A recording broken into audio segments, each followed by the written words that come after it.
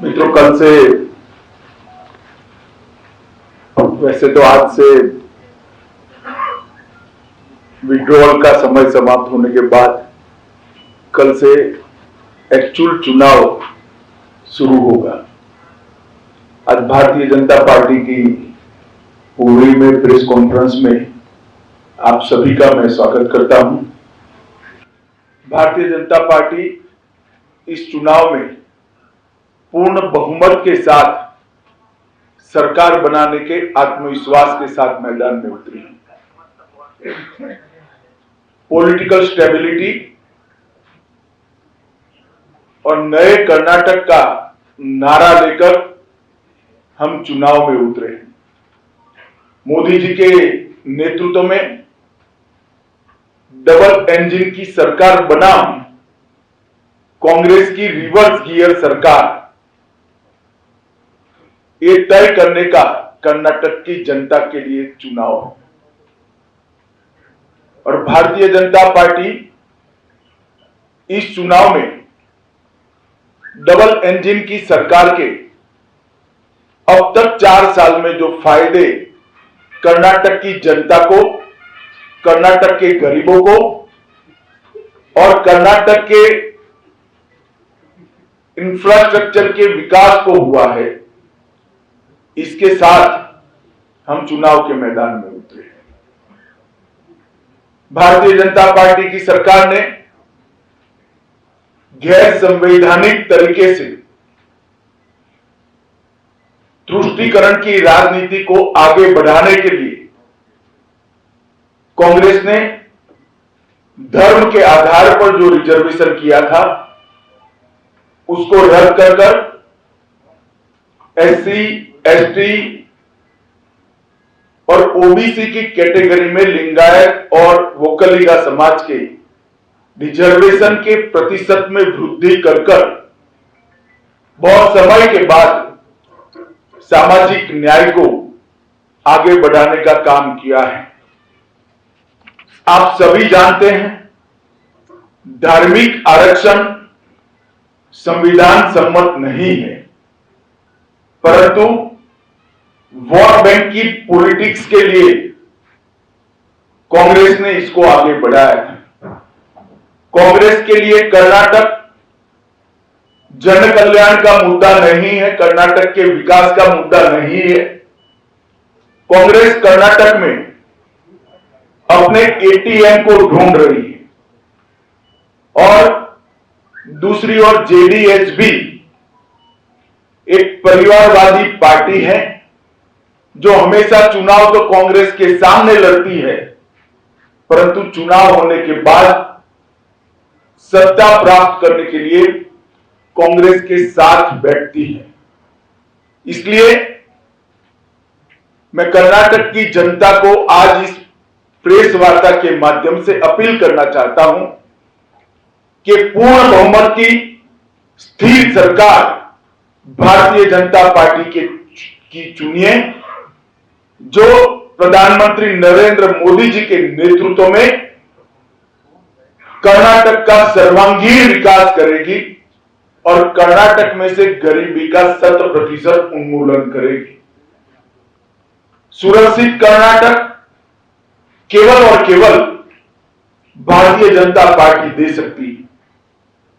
नरेंद्र मोदी सरकार ने पीएफआई पर बैन लगाया, 92 उनके मेन कैडर के लोगों को अरेस्ट किया गया। एनआईए आज आतंकवाद से जुड़े हुए 24 मामलों की जांच कर रही है और एक मजबूत शिकंजा देश विरोधी ताकतों पर कसने का काम भारतीय जनता पार्टी की सरकार ने किया है। आप सभी को मालूम है, कांग्रेस की सरकार थी तब पीएफआई की कैडर्स को स्पेशल ट्रीटमेंट दिया जाता था और वोट बैंक की पॉलिटिक्स के कारण पीएफआई को काम करने की खुली छूट दी गई थी। हमने इस पर संपूर्ण लगाम कसने का काम किया है। आज मैं कित्तूर कर्नाटक में हूं। कांग्रेस पार्टी ने हमेशा कित्तूर कर्नाटक का अपमान किया है। एक समय में केंद्र में यूपीए की सरकार थी, गोवा और कर्नाटक में भी कांग्रेस की सरकार थी, मगर कभी भी महादायी विवाद को समाधान की कोशिश कांग्रेस ने नहीं की। 1980 में महादायी पानी का मांग करते हुए किसानों पर नवलगुंड में गोली भी कांग्रेस सरकार ने चलाई थी। यह हमारी सरकार है जिसने सभी को साथ रखते हुए, सभी को न्याय देते हुए हमने मुद्दे का समाधान कराने का प्रयास किया था। ऊपरी भद्रा परियोजना 5,300 करोड़ रुपए की केंद्र सरकार ने मंजूर की है। अपर कृष्णा 5,000 करोड़ से ज्यादा का अनुदान दिया है। कलसा बंडूरी 1,000 करोड़ रुपया से ज्यादा हमने अनुदान दिया है। और कर्नाटक के कुल 7 शहरों को स्मार्ट सिटी के तहत चुना गया, जिसमें बेंगलुरु, बेलगावी, दावणगिरी, हुबली, धारवाड़, मंगलूर, शिवमोगा और तुमकुर है। हुबली और धारवाड़ दोनों कित्तूर कर्नाटक के महत्वपूर्ण शहर है, जिसके विकास के लिए 1,000 करोड़ रुपए के 62 प्रोजेक्ट चल रहे हैं। हमने केरूर लिफ्ट सिंचाई परियोजना भी आगे बढ़ाई है। इसके साथ साथ कित्तूर कर्नाटक में बेलगावी कित्तूर धारवाड़ रेलवे परियोजना 150 करोड़ की लागत से, बागलकोट कुडाची रेलवे परियोजना 210 करोड़ की लागत से, खर्जी धोनी लोकापुर रेलवे परियोजना 140 करोड़ की लागत से, गड़ग यलवीगी रेलवे लाइन 600 करोड़ की लागत से हमने आगे बढ़ाई। स्वास्थ्य के क्षेत्र में बेलगावी में किदवई क्षेत्रीय कैंसर केंद्र को 130 करोड़ रुपया दिया है और हावेरी में एक नया मेडिकल कॉलेज 300 करोड़ रुपए की लागत से बनाया है। सिगांव में टेक्सटाइल पाइप की आधारशिला रखी गई। न केवल इससे रुई के किसानों को फायदा होगा, 10,000 से ज्यादा युवाओं को नौकरी भी मिलेगी। हावेरी में एक मेगा डेयरी 1 लाख लीटर के उत्पादन की क्षमता के साथ करा है। और गन्ना किसानों के लिए कांग्रेस के समय में 2100 रुपया प्रति टन एफआरपी दी जाती थी, आज 3,150 रुपया एफआरपी दी जाती है। ये बहुत बड़ा गन्ना किसानों के लिए फायदा है। 33 कंपनियों ने धारवाड़ और अन्य जिलों में 10,000 से अधिक लोगों को रोजगार देने वाले कारखाने लगाए हैं। विजयपुरा में एक हवाई अड्डा का निर्माण भी हो रहा है। रायचूर कलबुर्गी 6 लेन 2300 करोड़ रुपए की ग्रांट से बनाया जा सकता। समग्र कर्नाटक की बात करें तो सोनिया गांधी मनमोहन सिंह की सरकार भी तब 2009 से 14 में 94,000 करोड़ रुपया 94,224 करोड़ रुपया टैक्स डेवल्यूशन और ग्रांटेड एड का मिलता था कर्नाटक। मोदी जी की सरकार बनने के बाद 94,000 करोड़ से बढ़ाकर 2014 से 19 के 5 साल में 2,26,418 करोड़ रुपया हमने देने का काम किया है। ये बहुत बड़ी बढ़ोतरी है। 140% की ग्रांट की वृद्धि हुई है। उसी तरह से टैक्स डेवल्यूशन और ग्रांटिंग एड का योग करें तो 22,000 करोड़ मिलता था, इसकी जगह 3 गुना कर 75,220 करोड़ रुपया कर्नाटक को मिलता है। हमने बहुत सारे मेजर प्रोजेक्ट भी करे हैं।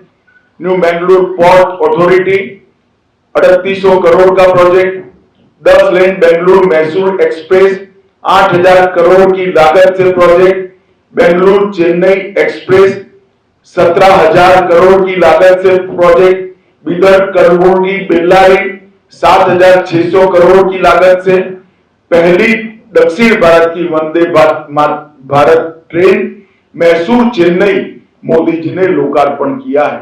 शिवमोगा और कलबुर्गी में हवाई अड्डे का उद्घाटन हुआ है।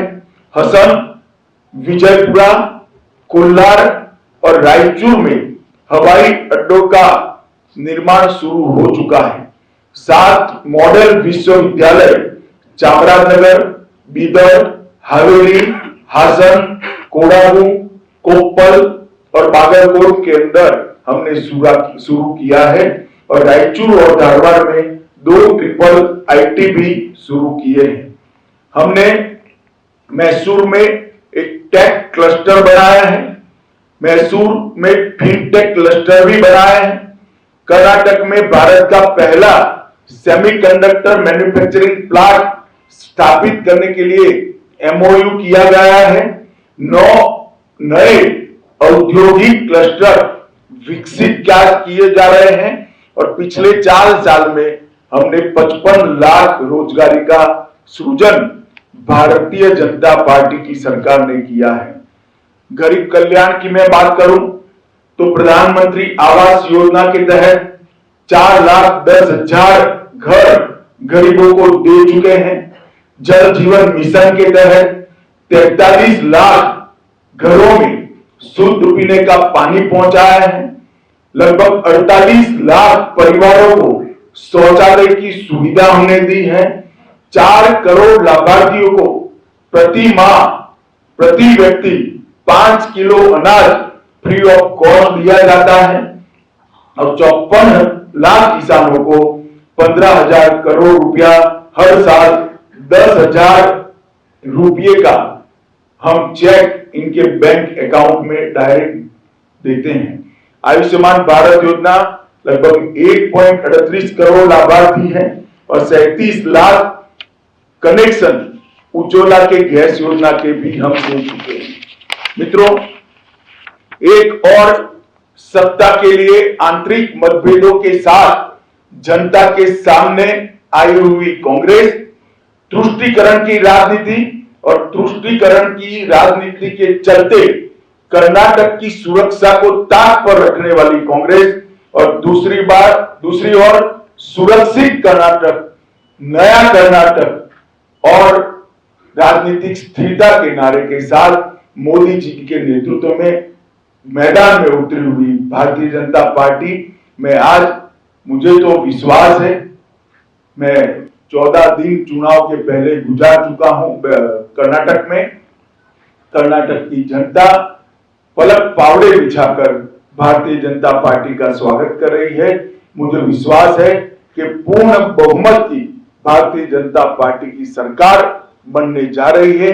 मेरी कर्नाटक की जनता से करबद्ध निवेदन है कि आप भारतीय जनता पार्टी का समर्थन करिए और एक पूर्ण बहुमत की सरकार के माध्यम से सुरक्षित कर्नाटक, विकसित कर्नाटक और राजनीतिक स्थिरता वाला कर्नाटक हम आपको देंगे।